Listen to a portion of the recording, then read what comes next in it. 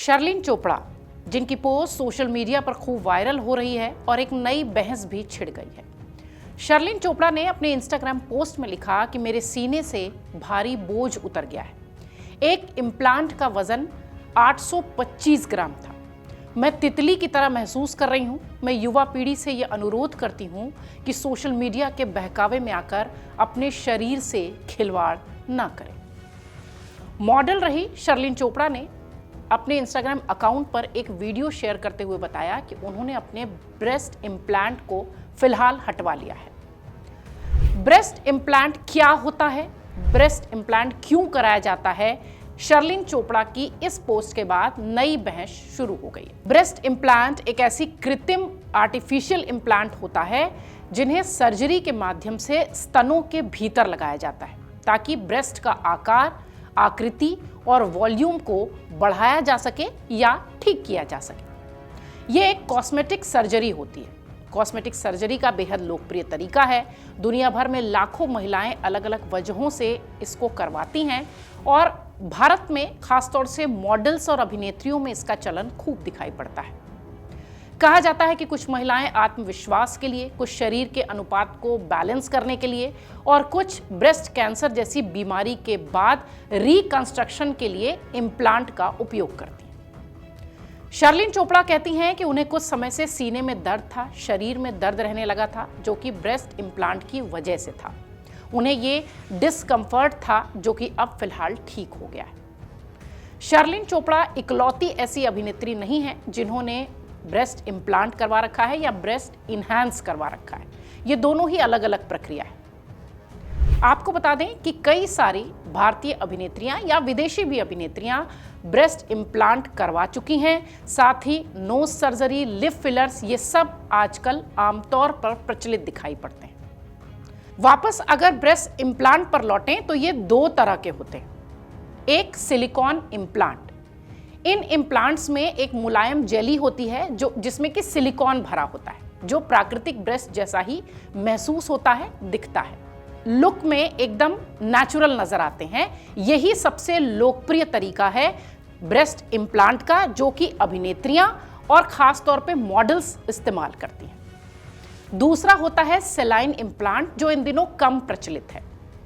इनमें स्टरलाइज्ड नमकीन पानी भरा होता है और अगर ये फट जाए तो शरीर आसानी से उस पानी को एब्जॉर्ब नहीं कर पाता, जिसकी वजह से बहुत सारी दिक्कतें हो सकती हैं, इन्फेक्शन हो सकते हैं। ये देखने में भी नेचुरल नहीं लगता, इसलिए इसका अब प्रचलन थोड़ा कम हो गया है। सिलिकॉन इम्प्लांट ही अब पॉपुलर दिखाई पड़ता है। इसके अलावा इन इम्प्लांट्स के आकार गोल या टीयर ड्रॉप शेप के भी हो सकते हैं, जो कि ब्रेस्ट के लुक में थोड़ा सा अंतर भी लाते हैं। अब सवाल ये कि इम्प्लांट लगाए कैसे जाते हैं। ब्रेस्ट इम्प्लांट लगाने की प्रक्रिया है ब्रेस्ट ऑगमेंटेशन के द्वारा। इस टर्म को यही कहा जाता है।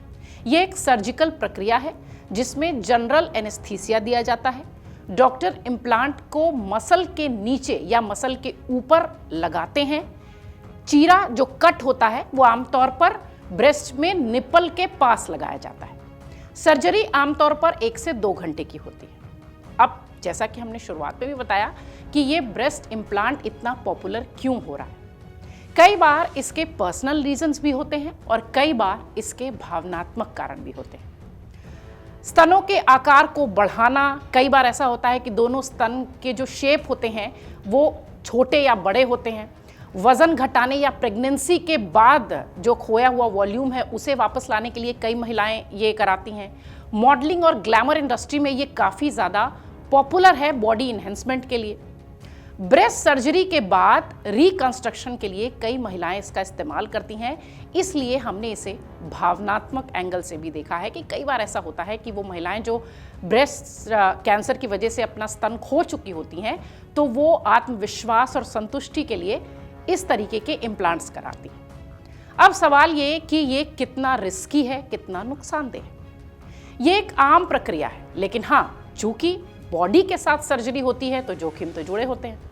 जोखिम होता है इन्फेक्शन का, इम्प्लांट का लीक होना, उसका फट जाना, कैप्सूल कॉन्ट्रैक्चर जो होता है वो ब्रेस्ट के आसपास के जो टिश्यूज होते हैं उन्हें सख्त भी करता है।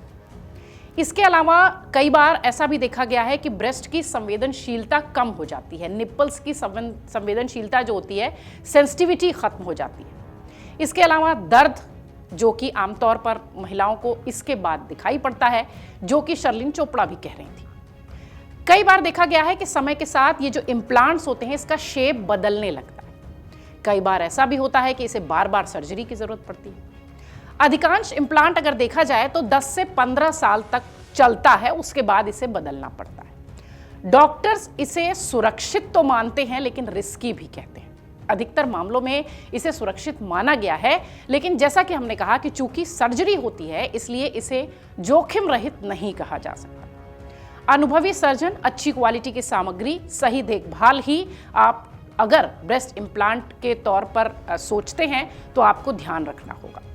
जब ग्लैमर इंडस्ट्री में कई सारी लड़कियां उतरती हैं तो वो इसको ज़्यादा सोशल मीडिया पर देखकर परफेक्ट बॉडी के पीछे भागकर इस तरीके के ब्रेस्ट इम्प्लांट कराती हैं।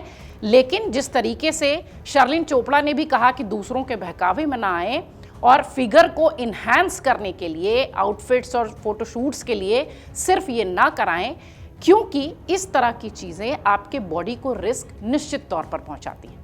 और जैसा कि हमने बताया कि एक्सपर्ट्स और डॉक्टर भी इस बात को कहते हैं कि वैसे तो ये सुरक्षित है, लेकिन चूंकि बॉडी में सर्जरी होती है, एक कट लगाकर इम्प्लांट किया जाता है ब्रेस्ट को, तो वो रिस्की हो सकता है। फिलहाल शर्लिन चोपड़ा की पोस्ट के बाद ये ब्रेस्ट इम्प्लांट की चर्चा खूब होने लगी है। हालांकि बहुत सालों से भारत और विदेशों में महिलाएं, खास तौर पर मॉडलिंग और अभिनय की दुनिया की जो महिलाएं हैं, वो इस तरीके के इम्प्लांट बहुत पहले से ही कराती रही हैं, लेकिन इसकी अपनी दिक्कतें भी होती हैं। इसलिए भी शायद शर्लिन चोपड़ा की ये पोस्ट और ये बहस बहुत तेजी से छिड़ गई है कि प्राकृतिक रूप से दिखने वाले ब्रेस्ट को क्यों छेड़छाड़ करके इम्प्लांट करवाना चाहिए। अगर आप ये वीडियो YouTube पर देख रहे हैं तो हमारे चैनल को सब्सक्राइब कर बेल आइकन दबाएं और Facebook पर देख रहे हैं तो हमारे पेज को लाइक करें।